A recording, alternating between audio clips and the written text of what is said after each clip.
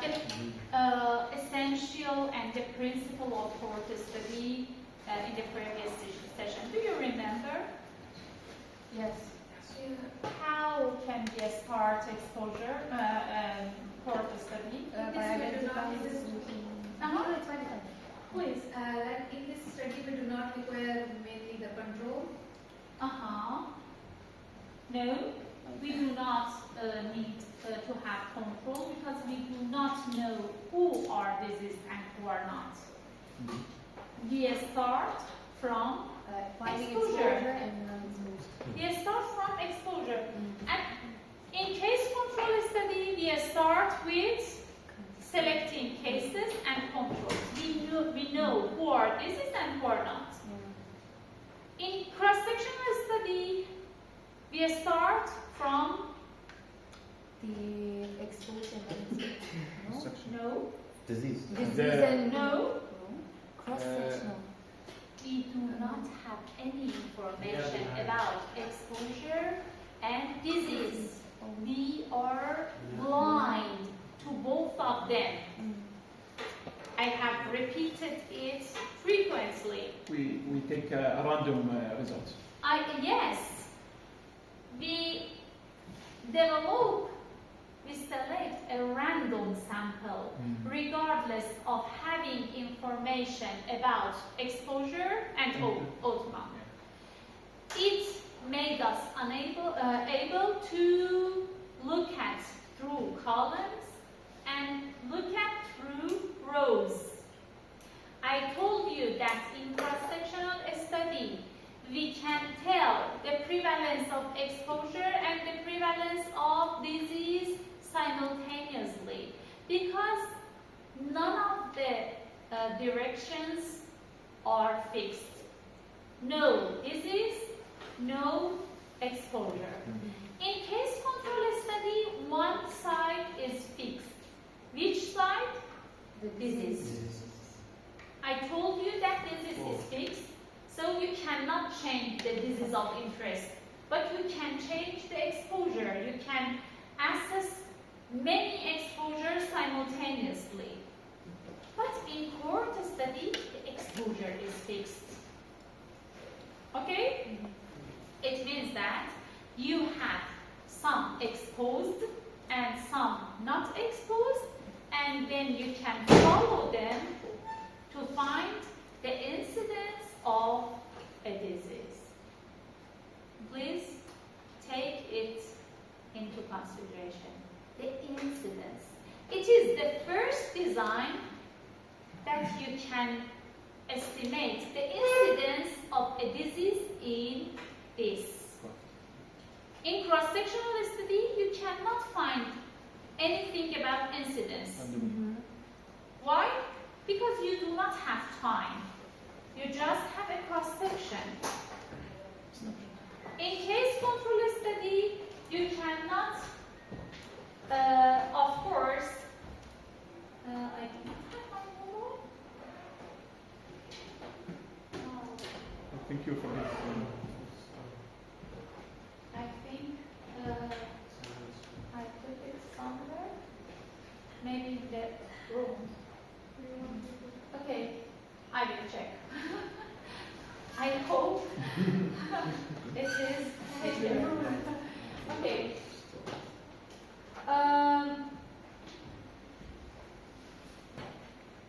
You were talking about incidents.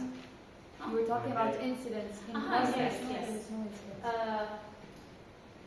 And it is the first study design that you can calculate incidence. Why? Because you have follow-up. You start with an intact glass and you start with exposure and you will find who are developed the disease and who are not during a period of time. So, based on this, the strength of this type of study is more. Okay? You can see you are going to the top. So, the level of evidence is higher and the strength of more. Why? Because it is the first design that you can say something about causality. Why? Because you can order the exposure and define it previously, before disease is happened. Yes?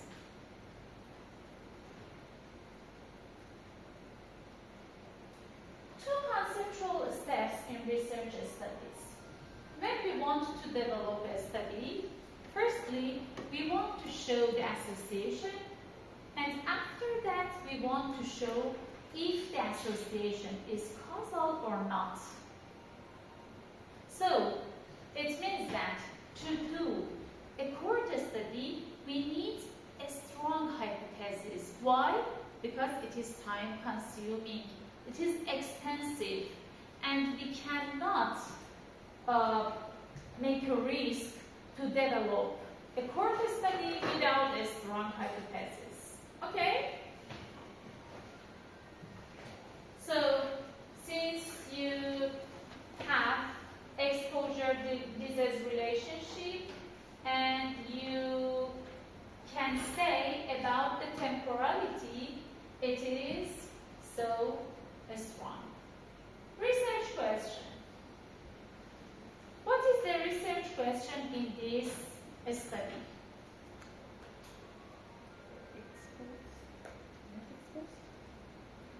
Exposed and not exposed? Uh-huh. Find out whether exposure to a certain substance creates a certain result or no. Disease or no. What is the result? Disease. Disease. Is this exposure can be a cause of producing this disease or not? Or is a risk of this disease or not? In this, for case control, I told you that we cannot.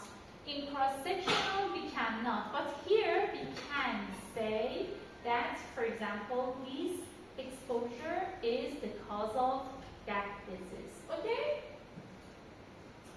So, a group of healthy individuals are followed to find outcome. But these healthy individuals are differed based on exposures. Some of them have exposures and some of them do not have. Okay? Does smoking increase your risk of lung cancer? It is a kind of research question. Okay? So you should have a group of healthy individuals without lung cancer, and some of them are smokers and some of them are not, and you can follow them to find the incidence of lung cancer. If there is higher incidence among smokers compared to the non-smokers, it means that smoking is a cause of lung cancer. Okay? So, first select exposed and not exposed. In case control, you may remember you first select cases and controls through column. Here you can first select exposed and not exposed. You have A, B, C, and D. For exposed, A plus B. For unexposed, C plus D. Yes? For disease among exposed, A divided by A plus B. And for disease among not exposed, C divided by C plus D. What is this? Incidence, cumulative incidence. Do you remember? Cumulative incidence. Cumulative incidence. The number of disease among at-risk population. Who are at risk? The population who are not diseased at the study beginning. Yes? We reviewed that point. Okay. Please see this hypothetical cohort study. We have 3,000 cigarette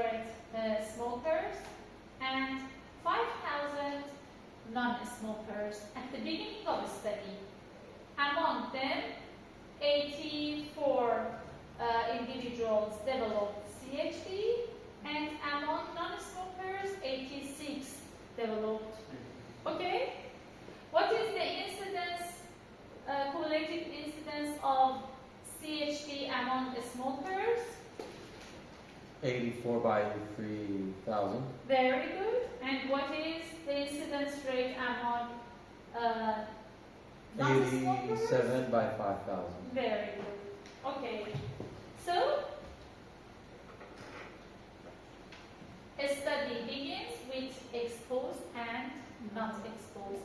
But all of them are healthy, intact glasses.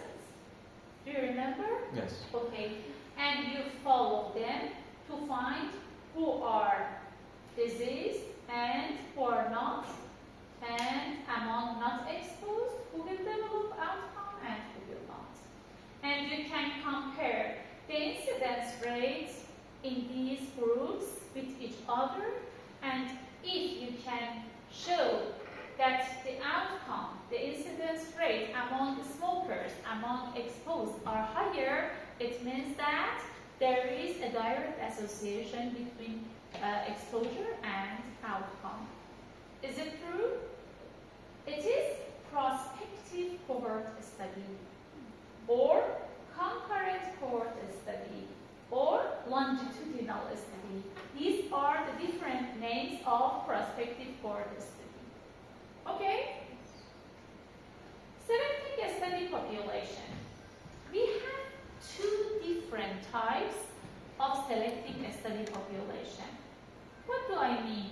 Do you remember about selecting cases and selecting controls in case control study? We have similar problem in. Sorry, can I check?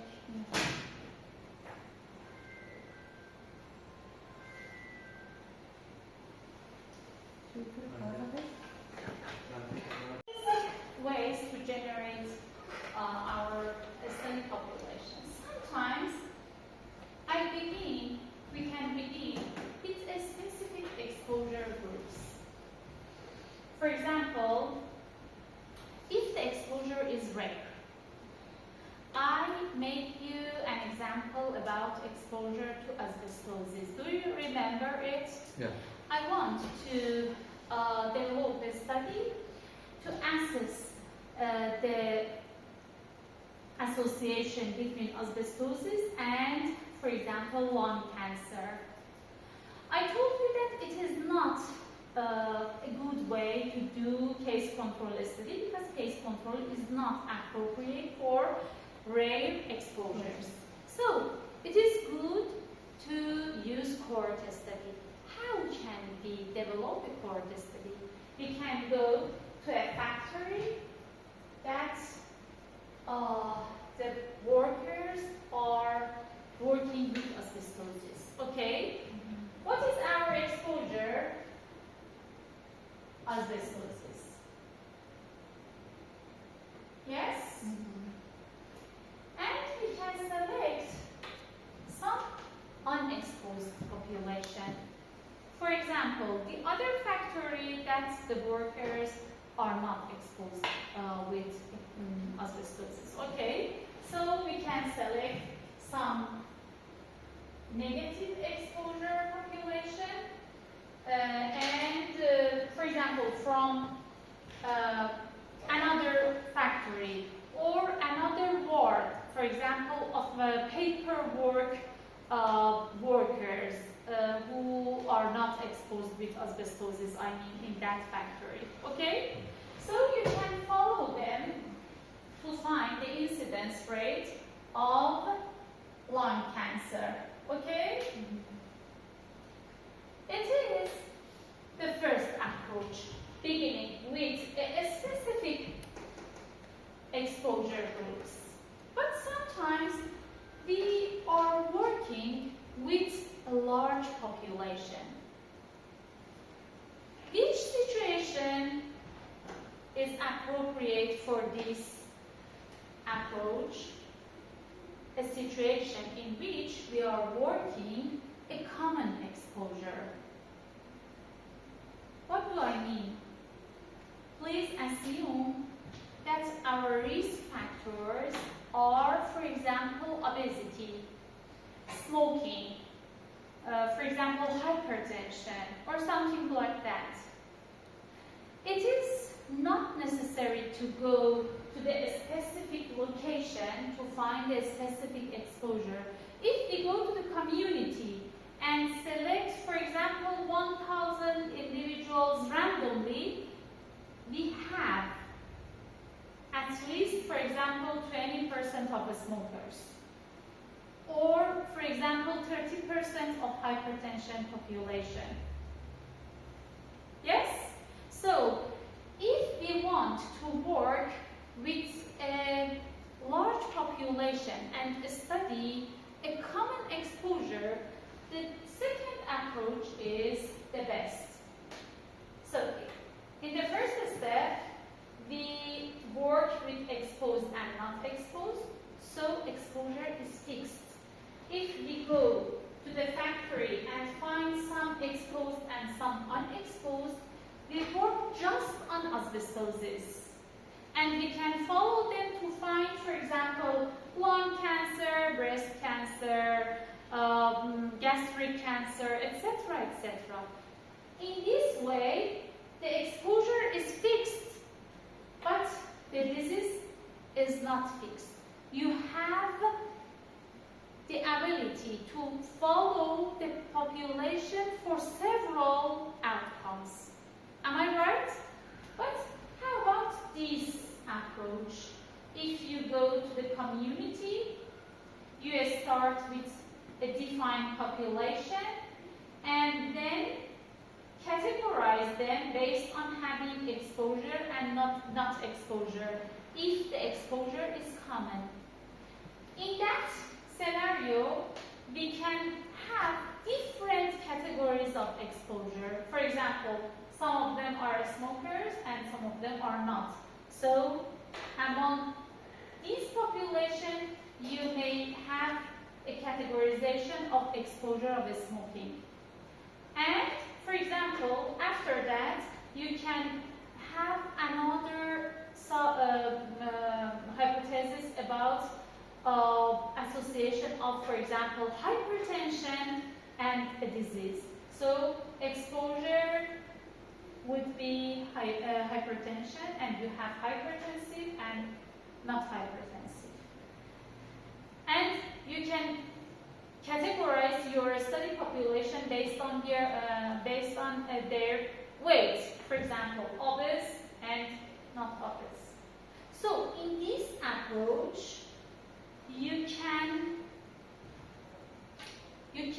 have several exposures and several diseases as well. It is the best approach, but it is expensive. Why?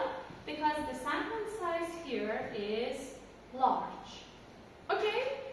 So these are two different ways of having exposed and not exposed in cohort study. Okay? Required measurements for exposures. We have defined population and we should have some measurements, some laboratory tests, and make our categorization. It is simple. Okay? And follow-ups and obtaining data on outcomes. How can we follow our patients, our individuals, not patients, because we do not know who are patients and who are not.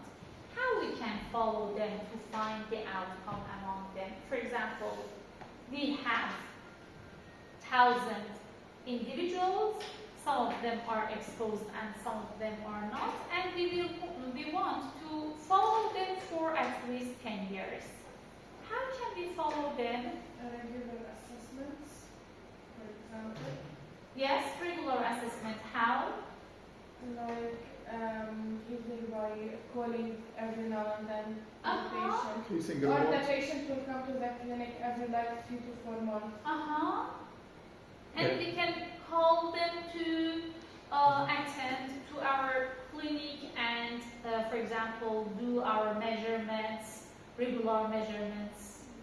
Sometimes we can mail them a questionnaire and ask them about any occurrence of diseases that they had. Or sometimes we can call them and ask them by phone. There are different ways of obtaining information. Mail questionnaire, telephone calls, personal interviews, periodic medical examination, reviewing reports. For example, if we have any hospitalization from that community, we can review the reports from hospitals. We have a large cohort study in our center. I am the head of Osteoporosis Research Center in Tehran University of Medical Science, okay? And we have a very large cohort, including more than 5,000 of elderly population. And we are following them for more than 12 years. We are contacting with them to follow for any fractures, for any hospitalization, for any death that are occurring in that community. Why? Because we want to know the reasons behind musculoskeletal disorders, such as osteoporosis, fractures, sarcopenia, etc., etc. It is a kind of cohort study, okay? What are the problems with this approach? The first one is long period. Sometimes it takes several years. At least for our study, it took more than 12 years. Sometimes the period of the study is very high, and the researcher will die during the study. Yes? Yes. Because sometimes more than 50 years, some cohorts last more than 50 years. And the other important issue is loss to follow-up. Why? Because sometimes participants Forget. really tired, or for example, immigrate to another city, move to another city. They do not like to cooperate with your study anymore, or something like that. So we have loss to follow-up. Do you remember the concept of incidence density? I told you the problem of loss to follow-up, and I told you that the cohort study suffers from this issue. What was the solution of loss to follow-up in that example, in that concept? Years population? Yeah. Yes. I told you that we can calculate time person to do not miss any information about the population who are lost. Okay? So, based on these two, this type of study is very expensive. But it is so strong. I told you that it is the only design that make us able to provide information about incidence. Yes? How can we solve these problems? How can we use the advantage of this study type, that is temporality, without having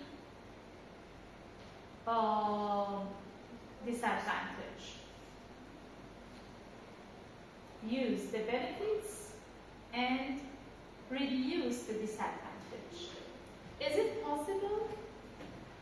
Do we have any other type of cohort study? Yes? Which type? Please. Based on my tone, the answer is yes. Yes. But which type? We don't know. Probably there is a type, but it is not important. Okay. We have another type of cohort study that is retrospective cohort study. This common type is prospective. We start from here and go forward. But sometimes we have prospective cohort study. We are here and go backward. We have outcome, positive, negative, and we But if we started like this, isn't it case? it is similar to case control. Yeah. Yes. What is the difference between this retrospective cohort study and case control study? Because in case control, we start with outcome and then we ask about the previous history of exposure. But in retrospective study, it is the same. But I told you that it is a kind of cohort study. It is a solution to solve the problem of cost and the problem of time. What is the difference? Let me explain.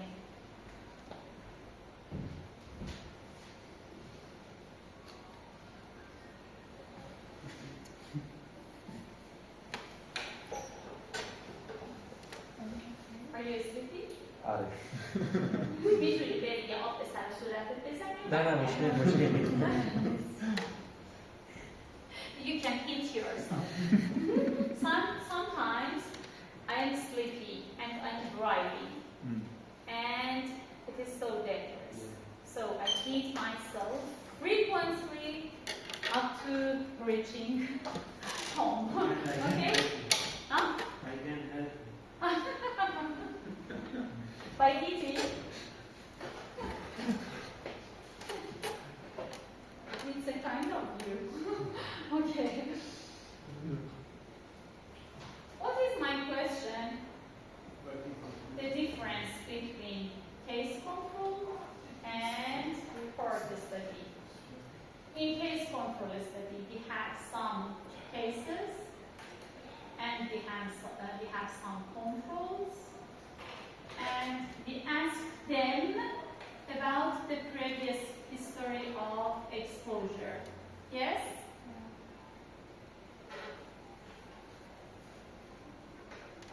What was the problem of this approach?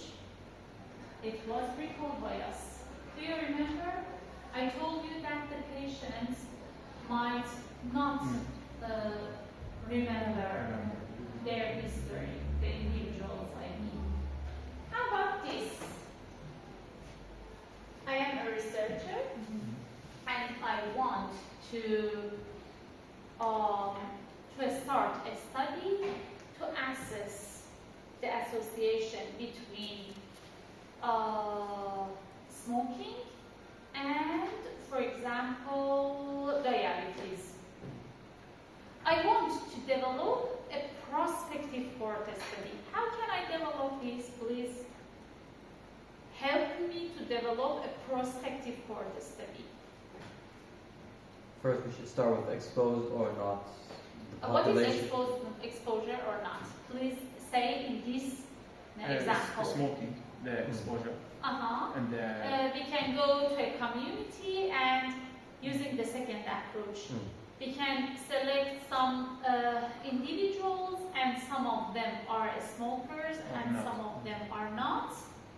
Firstly, we should check all of them to make sure that they are healthy.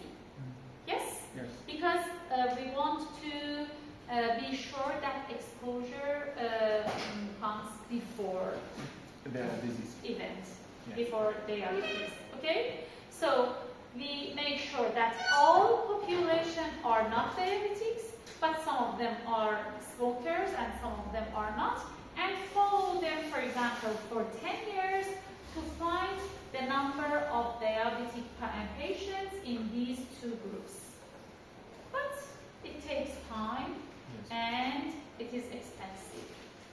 One of my colleagues tells me that there is a registry of smoking from, for example, 10 years ago that is available in a factory.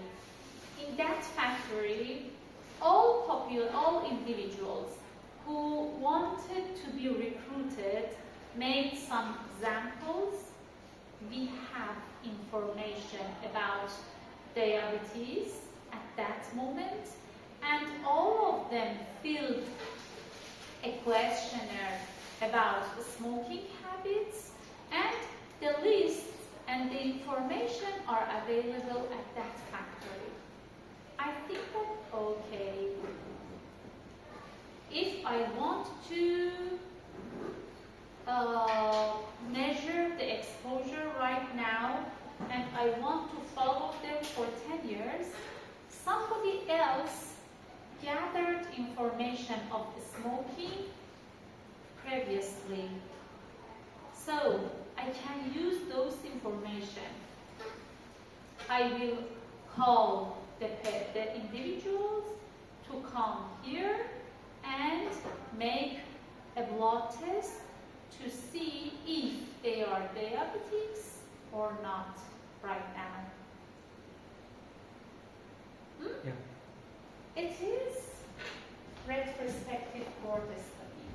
I am here, but there is a list that included the information of exposure 10 years ago. What is the difference between this and this? The Exposure is last. We first look at those who are case and who are control, or those who have the disease and those who don't. And then we look for the relationship of that with being exposed or no. But how can we find who are exposed and who are not?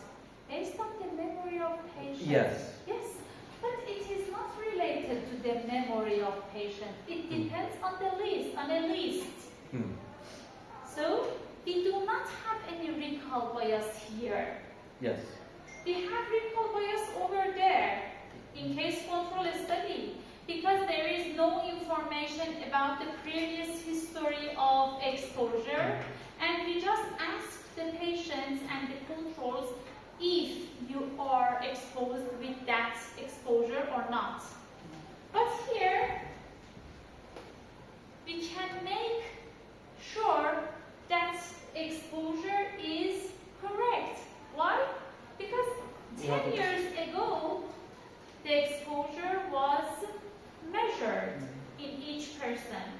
And we know that the other disadvantage of case control study was temporality.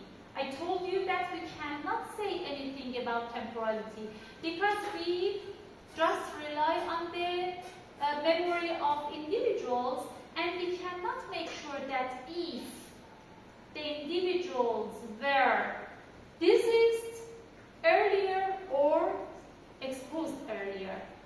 But here, I told you that my colleague told me that there is a list of exposure of smoking and the smoking habits, and also all workers that wanted to be hired made a blood test. And we know who are diabetics and who are not. We can remove the diabetics from the beginning because we want to have intact bloods, because we want to have healthy population at the beginning. Yes? We are able to do this. So we have a healthy population at first. We know who are exposed and who are not.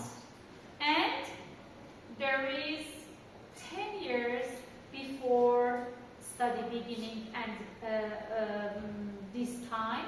And we can ask the population to come here and do blood measurements again to find who are diseased and who are not. So it has advantage. Which advantage? Having temporality, information about temporality. Yes? Yes. Do not have any recall bias. Why? Because it is not related to the memory of individuals. It is written. It has been evidenced in the forms. Okay? So, retrospective cohort study is very good in the situations that required information are available. Okay? For example, we have many health centers with very much information. Yeah? And we can follow all population in that centers. But there is no information about the outcome. We can invite them and, for example, if, please remember a real example. We do a screening using pap smear. Yeah? For our ladies. And the information is available through their reports. Okay? We know who are healthy. Okay? Pap smear is normal. And we know who are obese and who are not. After 10 years, we can invite them to, for example, come to our center and do some tests. Second pap smear, I mean. And assess the relation between obesity and cervical cancer. All of the study population were healthy at the beginning because their pap smear were normal, and the exposure was recorded in their records. Yes, and after a while we can follow them and do another pap smear test and see if the incidence rate of cervical cancer is higher among obese or not. The exposure is obesity, the outcome is cervical cancer. Is it understandable? Okay? Don't you have any question? Okay. Sometimes we use a combination. I tell you that it is concurrent study. We are here and we go forward. It is non-concurrent or historical or retrospective study. These names are the same. We are here and we use the reports from here. Sometimes we are here. If we want to develop a prospective study, we need 10 years of follow-up. But we know that there is a list from, for example, 4 years ago, and we can use this and just follow for 6 years. We have a benefit of 4 years, okay? We can shorten our study period for 4 years at least. Okay. These are some examples. Please review them. So, in a prospective cohort study, exposure is ascertained as they occur during the study by ourselves, But in a retrospective port design, exposure is ascertained from past reports from the other researchers. Okay? So sometimes we have some errors, some biases in port studies. One of them is non-participation. What does it mean? If there is any difference between the participants and non-participants. Some people might refuse to participate in the study. Very good. And please consider, no problem, if there is any difference between who participates and who do not participate. So it could be a kind of bias. For example, if those who refuse to join a study are more likely to smoke than those who consent to participate, would our estimate of the effect of smoking on the disease outcome be biased? Yes, it is kind of bias. And the other thing is lost to follow up. If the individuals who are lost are different from the individuals who do not lost, it is a kind of bias. Why? Because, for example, most at-risk population might be lost, and the other remaining population are not representative for whole population. Okay?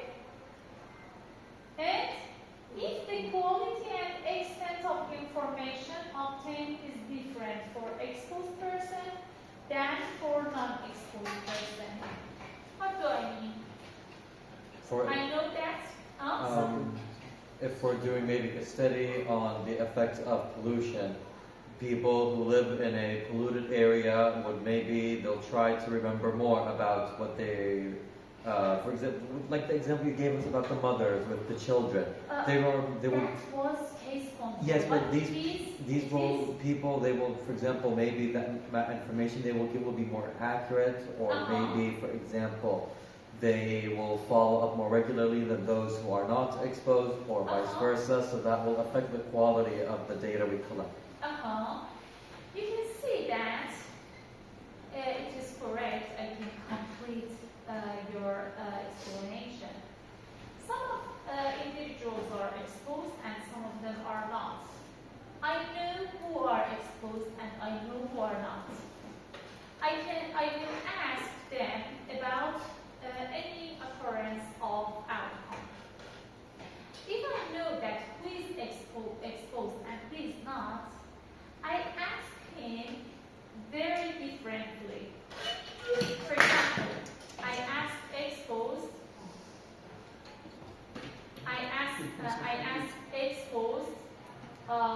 very repeatedly. Do you remember that we do not have any hospitalization during the previous year? Please think about it. Don't you have any headache? Don't you have any backache or something like that? Because we know that who are exposed and we want to emphasize on assuring outcome, identifying outcome. Yes? Or sometimes we can, for example, send them for further investigation. For example, if we want to identify the event in not exposed, we may just have, for example, a questionnaire, fill the questionnaire, but for exposed, we may send them to do lab tests. So the quality of identification of outcome is different based on being exposed and not exposed. What is the solution?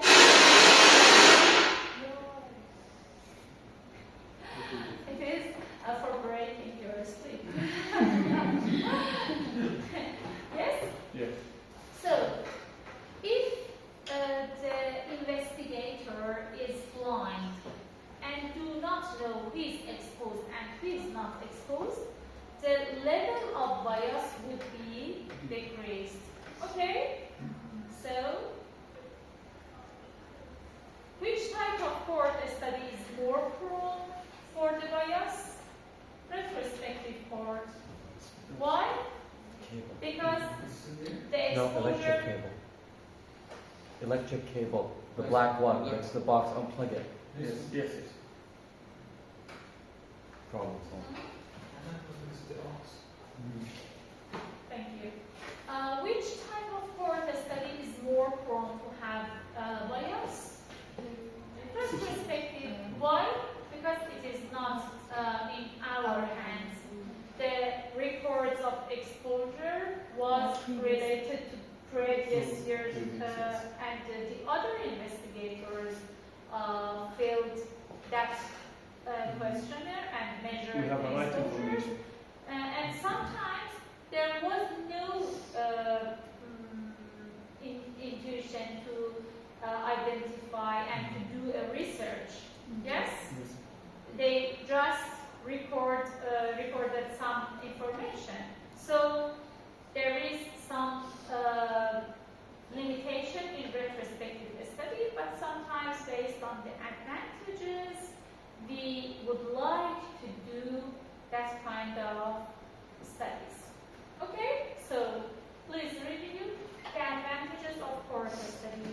Is it appropriate for rare exposure? Yes. Or We can use it for rare Yes. exposure.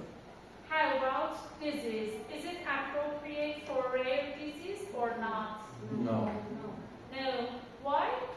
Because, for example, if the incidence rate of a disease is 1 per million, you should have A million. million exposed to have one Yes. event. So it is not cost effective. So for rare disease, it is good to have case control, but for rare exposure, it is good to have cohort study. How about number of diseases? I told you that the number of diseases is One.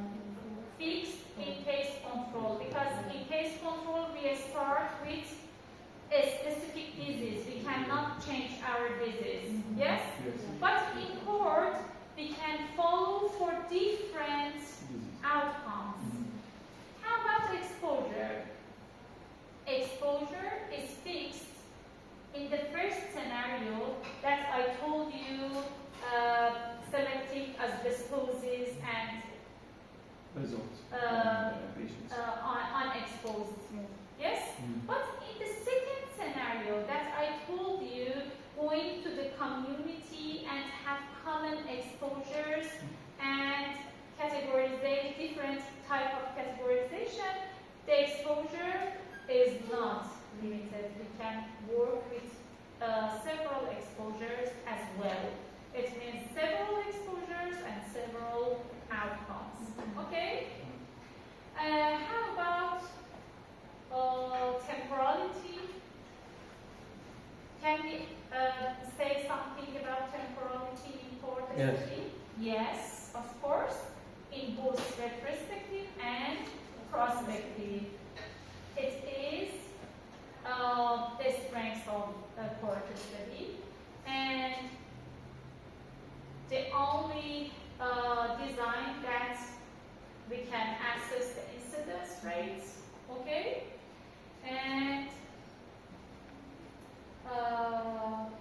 recall bias is minimized. Why? Because we Have data. measure the exposure by ourselves, okay? And we cannot rely on the memory of individuals. It is time consuming and it is expensive, so we should have good evidence of relation between exposure and outcome to develop such a study. And it is necessary to have short duration between exposure and outcome. For example, if you think that this exposure may produce a disease 50 years later, it is not cost effective to do cohort study. Yes? I told you, if you have long latency between exposure and disease, it is good to do case control study, not cohort. Okay? And if you have possibility to do follow-up and you have sufficient fund, you may do a cohort study. So, if you want to make a summary for developing cohort study, I want to ask you, please tell me 3 key sentences. How you can develop, in which point you start the study? Exposure. Exposure, very good. Some of our individuals are exposed and some of them are not. And you will follow them To the find the disease. incidence, the disease, and how you can find the association? Follow-up. Yes. Which measure would be compared? Incidence. You can compare the incidence rate among exposed and with not exposed. If there is any significant difference, it means that there is association between risk factor and disease. Why we can say risk factor? Because we know that We're measuring the incidence. exposure happens before disease. It means temporality. The most important point in cohort study is ability to say about temporality. Okay? Very good. Awesome. Thank you. Yes.